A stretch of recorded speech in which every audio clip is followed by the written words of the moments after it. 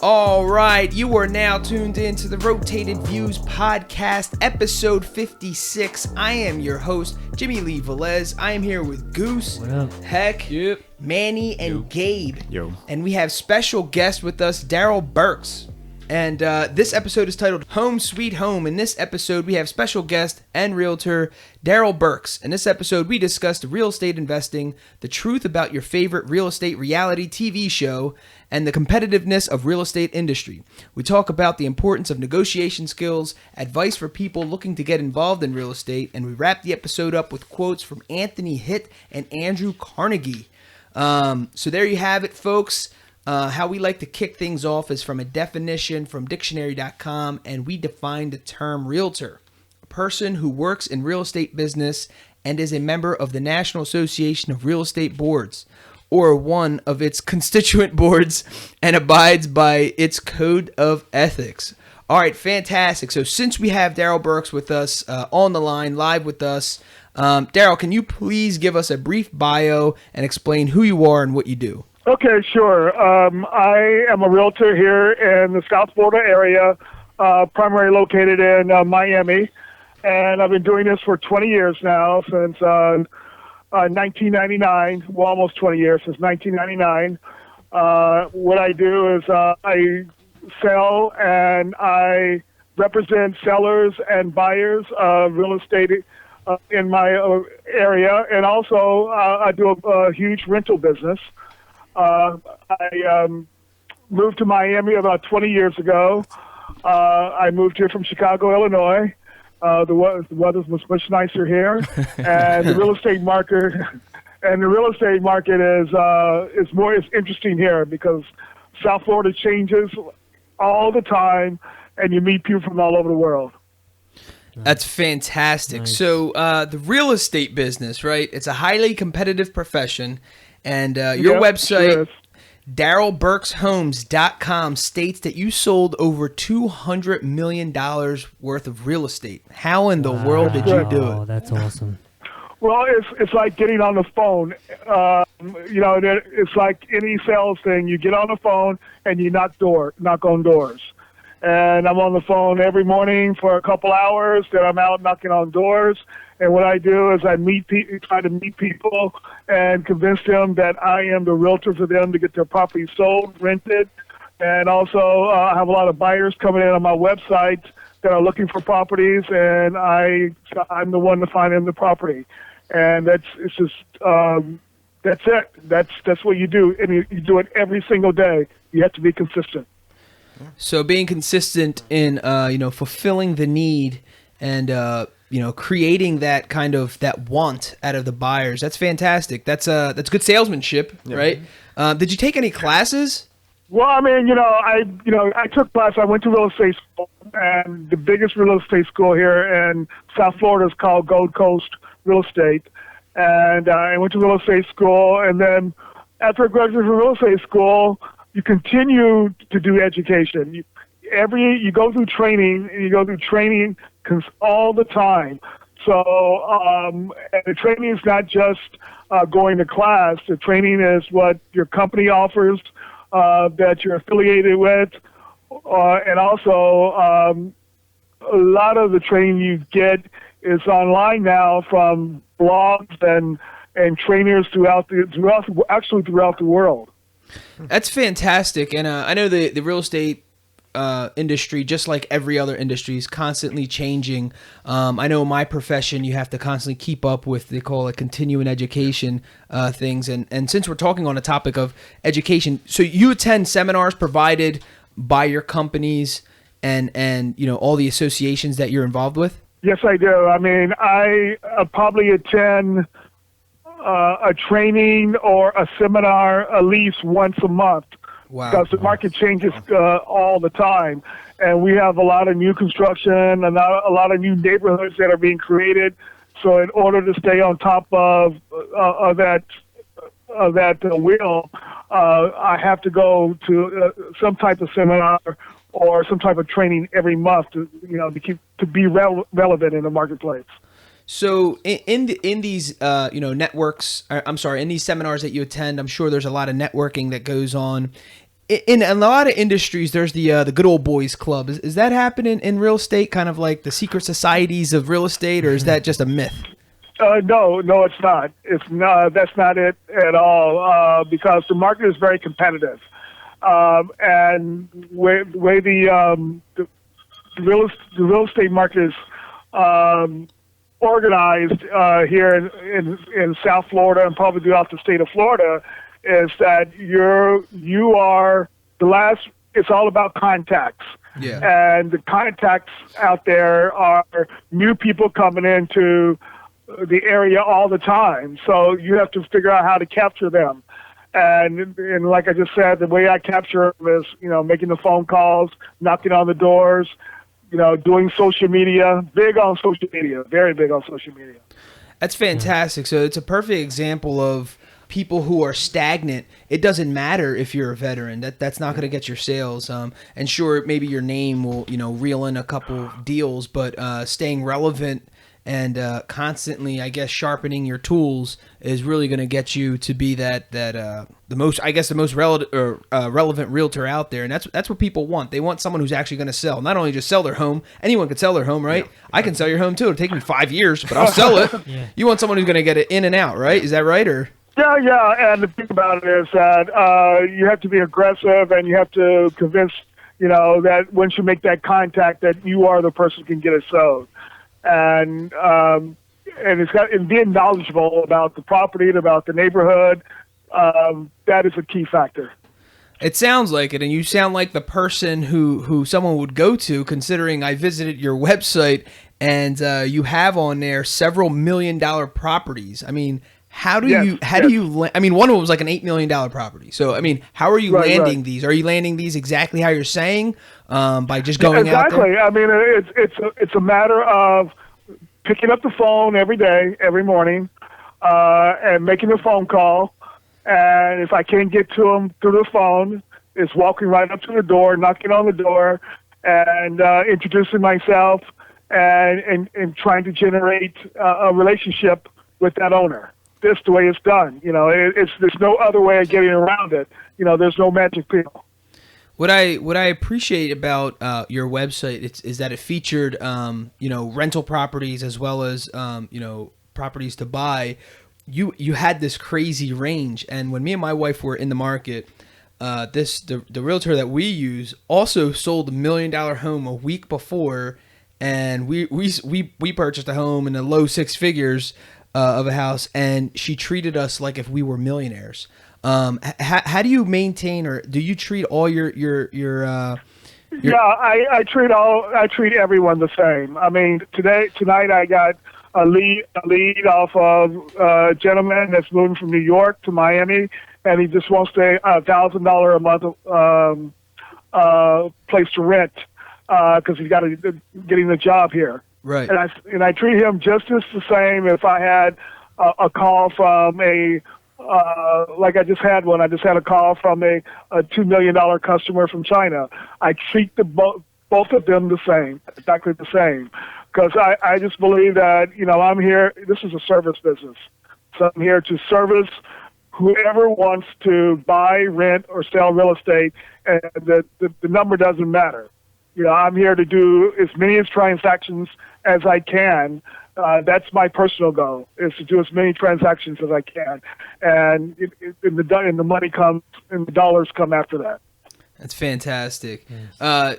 Without, going over into, spilling anyone's privacy as to who it was, whether it's a celebrity or not, do you mind sharing what was one of your biggest, real estate deals to date? Yeah, I to date, probably one of my biggest real estate deal was I sold a $20 million home that was about 4 years ago, and it was a great home. It was a waterfront home, and actually the home wasn't even on the market, and I had a particular buyer who wanted that piece of property. And I went in and like I said, knocked on the door. I called, and he gave me an appointment. I came and talked to him and said, I've got someone who really wants your property. And we sit down, and for about 6 months to a year, we negotiated the deal, and we got it done. That's awesome. Wow. That's wild. What's your thought process? I mean, obviously, the first time you did it, walking up to a random person's home that you haven't met or created a relationship with, and knocking on the door and say, hey, I want to sell your property, even though you're not technically selling your property. Well, my thought process is, when I go up, I've got a yes attitude. Yes, this person's going to want to sell their property. Of course, you knock on more doors to say no than say yes. But if I have to have the attitude that it's going to be yes, and it's going to be somebody. I always say there's somebody out there that wants to sell their property. Right. So that's the attitude that I have, and the mind frame that I have is that, somebody is going to want to sell their property today, and my goal is to find that one person every day. If I can find one person every day, I figure it's 360 people a year, and that translates into a lot of transactions. Yeah. I would say so. So under the experience portion of your website, you have the following statement. With a smile and without losing an ounce of serious professionalism, I have and will continue establishing a new level of excellence in real estate. Can you explain that statement? Yeah, what it is that, people who buy and sell real estate want to like the person. So I keep that in mind that, although that I feel like that with all the years of experience that I have and with the education, and I have all the tools and the resources and the skills to get your property owned, but that kind of negates itself if the customer doesn't like me. So I want to let them know that I'm in their corner, and I do everything I can to make sure that we have a good relationship and that we like each other. Fantastic. So on your website, you have, you basically show all your earned awards year in and year out. I guess my question is, how do you maintain such a high level of excellence? Like doing it 1 year, number one realtor of 2013, that's fantastic, but you do it literally consistently year in and year out. How do you maintain not only the high level of energy, not only, the passion for a business, but the level of excellence regarding the business, and what do the rewards or awards mean to you?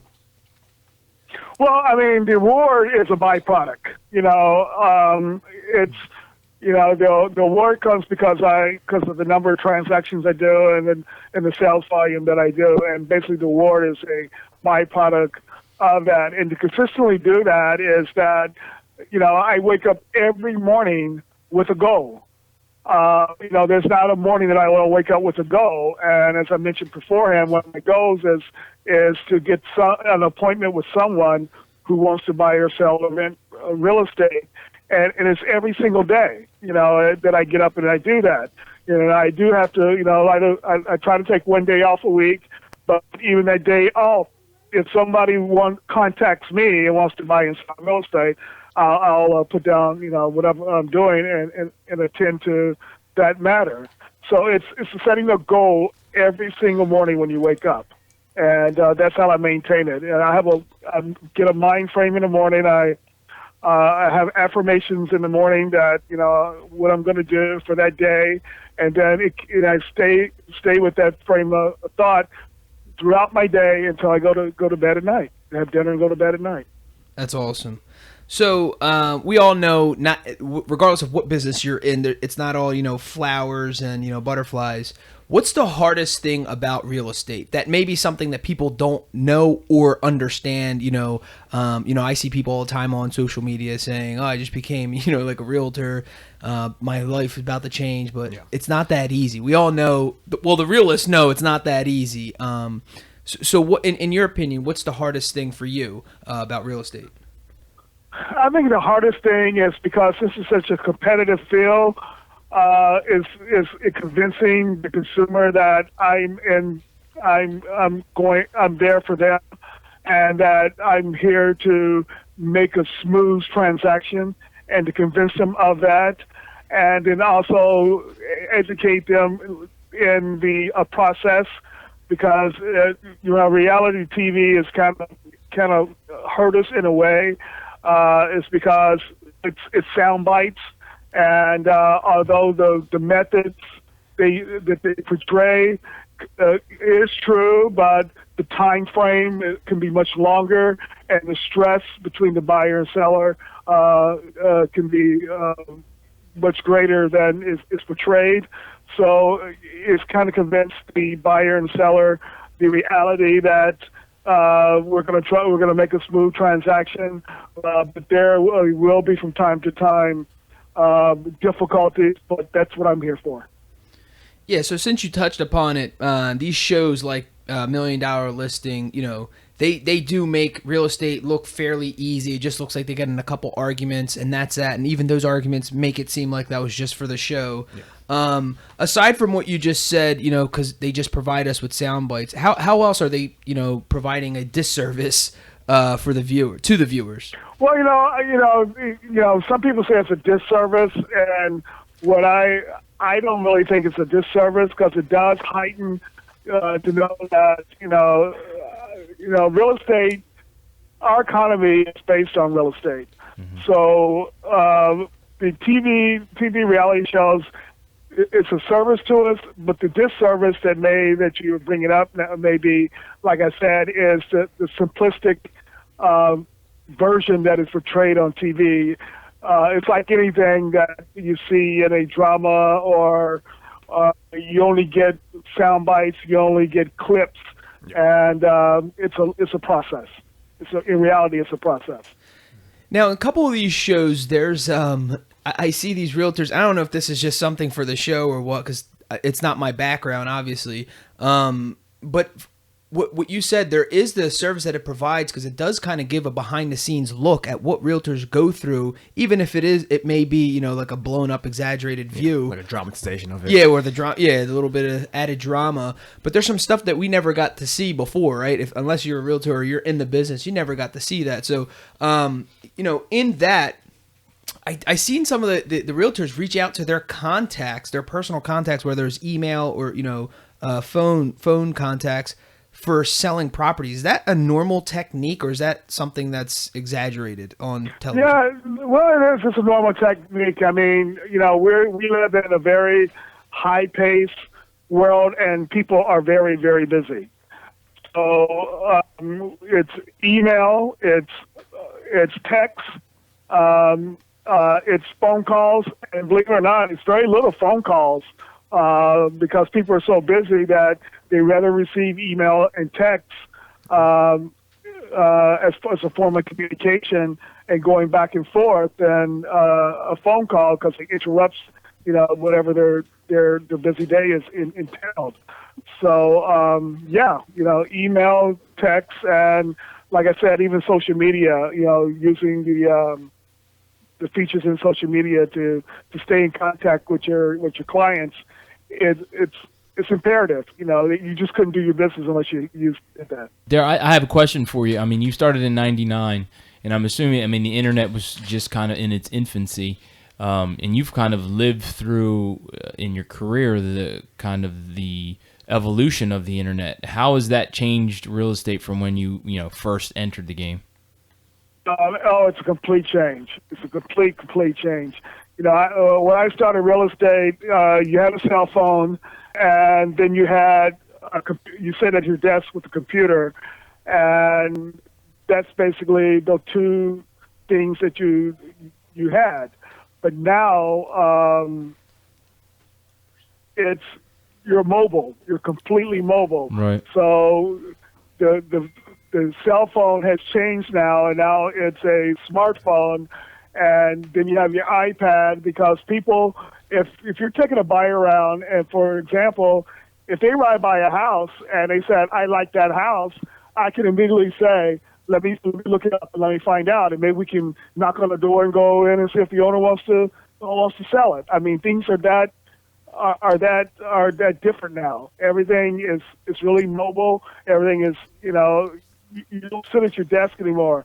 I'm at my desk now, and I usually at my desk in the morning and in the evening. But during the day, I'm out, out in the marketplace, and that's the big difference because back when I started real estate, we used to print out the listings, make appointments on the listings, and you did all of that at your desk, and then you took your pile of paper, and then you took your buyer out to see properties.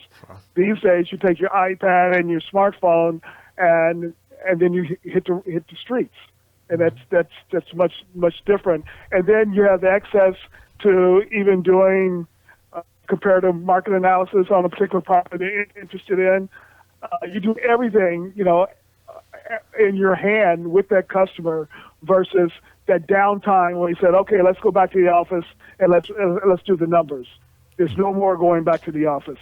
Wow. Yeah. That's amazing. Now, I know, for the last 10, 15 years or so, the buzzword in the real estate business has been, flipping homes and flip this house, and they have reality TV shows on this stuff. Do you work closely with flippers, or it doesn't matter? You're just kind of whoever wants to buy and sell? Yeah, I mean, that's a portion of my business, and it's like anything, it's very cyclical. So it just depends on if a customer comes to me and says they're in the business of flipping a property, then we'll sit down and talk about it, and let's look and see what we can find. Let's look and see what we can find in the marketplace.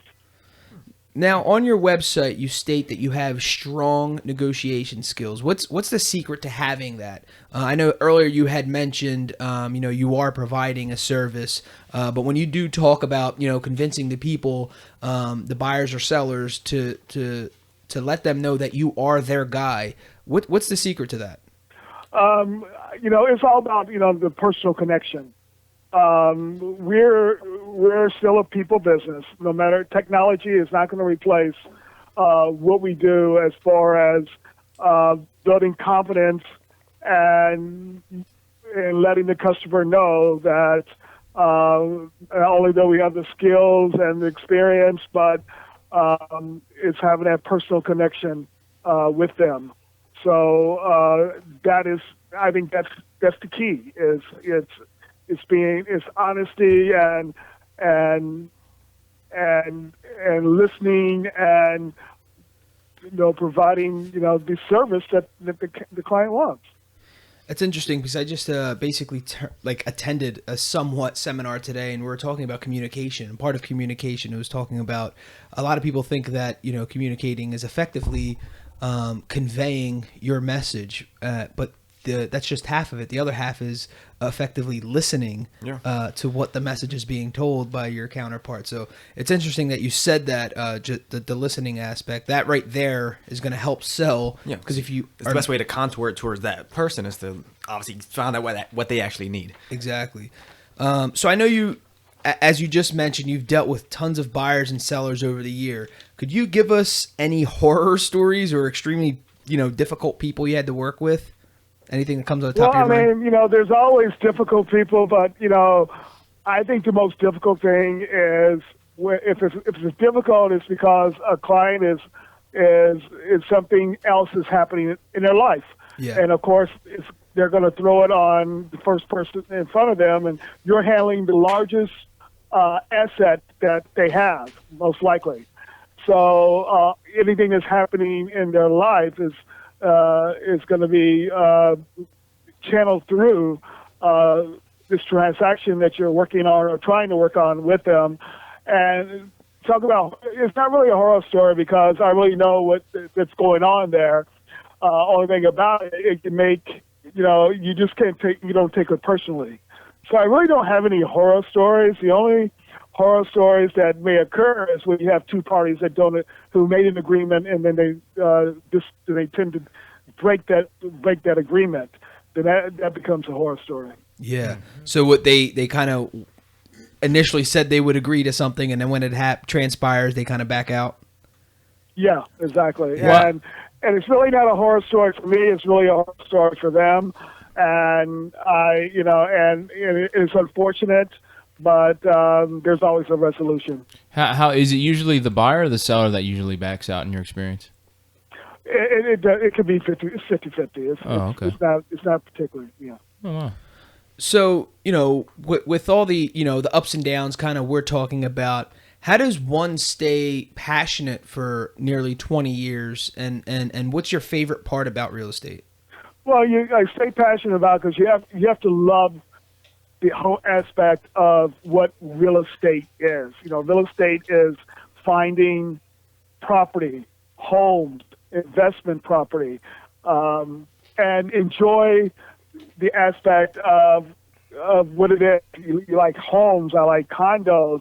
I just love the brick and mortar of the whole aspect of, what this was, with the history of it. I went in this last week into a 1932 apartment building, and then you think about the history throughout those years, what's happening. So that's kind of the passion. And then as you get ready to try to put a transaction together, you're thinking that, it was here in 1932. This part is going to be here when I'm gone. So, you're furthering the legacy of this brick and mortar. And I get excited with the architecture of years past, and then the new architecture that's going up now, and just thinking that, that architecture in 1932, this is architecture in 2017. Can you imagine that, in the year, 3000, what's it going to look like? So you have all those, that kind of gives you a passion. And then what I love about it is being in the South Florida market, you meet people from all over the world. I mean, I have met people from, like I said, from China and from India, and all these are my clients, from all over the world that I have, and I love service them in the South Miami area and being able to hear their experiences too. So it just gets me excited every day. That's all. No, I mean that has to be an exciting thing when you think about what you said. It's for most people, for 99% of people out there, unless there's some high level of entrepreneur, this is their biggest asset that they have, whether it's purchasing or selling, and you're the guy to help navigate them through this entire process. Now when it comes to new buyers, maybe it's just like a young couple, or just like a single person, young professional, whatever, someone buying for the first time. Is there? Do you kind of like guide? Do you feel like there's more of like a guiding tactic that you use more so, or is it kind of just you go through the same process? I know you did say you treat everyone the same, but I mean, like, is there more explaining to do? Is it more in depth, or? Everyone's an individual. That's what makes the business exciting. There's not one buyer or one seller that's alike. So there's no package. Yeah. And so you have to sit down and listen to see what their needs are, what their real estate needs are, and then, map it out from there. So for someone who's looking to get into real estate, where should they begin? The first thing they should do, I think, is, well, of course, you have to go to real estate school. But first thing you need to do is this something that, do I love this business? Mm-hmm. First thing, do I love sales? Do I like, working? There's no 9 to 5. There's no Monday through Friday. And do I have, is it a passion? Do I love selling? And we're in the business of selling. So you really have to first say, am I a salesperson? Am I a salesperson? And if I'm a salesperson, then I think you're 50% there. That's incredible. We did hear, in the personal development industry, they talk about, getting into sales early on in your life, even if you can. I know back in the day, they literally used to sell encyclopedias door to door. Sure. But they said that just to get that kind of, to maybe get that feel for, am I built for this? Mm-hmm. And also to get the no's, in front of your face, and you having to, be able to go through that emotional roller coaster and yet still perform. Mm-hmm. I think that's what the hardest part is. Even in investing in the stock market, they always say you have to have a gut for it, and you don't understand that until you put your money on the line and you see that account drop down to nothing. And then 2 weeks later, it goes back up. So it's this crazy roller coaster. Can you speak to anything to the point of like handling your emotions? Like in the back of your mind, for example, like you're about to close this like fantastic deal. and obviously you have multiple deals on the table, and then another deal that was supposed to go through kind of fell through. How do you keep that, moving on to the next customer without it, your emotions affecting this new deal? Well, it's you don't. It's just you don't. It's every customer is you put 100% focus in that customer, and you don't let the previous transaction, if it falls through, affect the next transaction. And that's all. That's about sales. You get up. The most successful salespeople is the ones that fall down and get right back up. And that's what you have to do. Yeah, and you're going to fall down. You're not going to be 100% all the time, but you have to get right back up. And that's part of sales. You just all you do is just say, okay, you took my hour, but you're not going to take my day, so I'll get back up and start all over again. That's fantastic. Yeah, there was a guy that I was listening to, a stock investor, and he was talking about, they asked him kind of like a similar question. He was talking about he desensitizes himself. He's like, it sounds very strange, but he's like, I just don't put no feelings to the loss. I just kind of keep on moving. And like Darrell said, that's part of it. You can't expect to make every perfect transaction to get a bunch of W's, for the rest of your career. And speaking of wins, I know in every industry, it doesn't matter, where you are, everyone hits a groove. Have you ever hit that winning streak? Not like a winning streak, but like almost like a selling streak where you just felt kind of unstoppable, even if it was like, for a month or so, but you just sold everything? Yeah, of course. I mean, you'll have a great, streak for a year, year and a half, 2 years, and then you kind of, it goes down. So when you're in that streak, that, enjoy it. Yeah. Have fun, have fun with it. And then if it subsides, that's the whole fun about it, is that, I got to get back there. And so, it's, I when you have it, you enjoy it. You just keep going and you build on it. And then when you hit a down, you work, you do everything you can to get back up. So it's, that's the joy of it. That's why I love it. It's very challenging. Absolutely. So coming from a realtor's perspective, what piece of advice do you have for anyone selling a property, and what piece of advice do you have for someone buying a piece of property from your perspective? I mean, the whole idea is get as much information that you can and then make a decision. That's the key.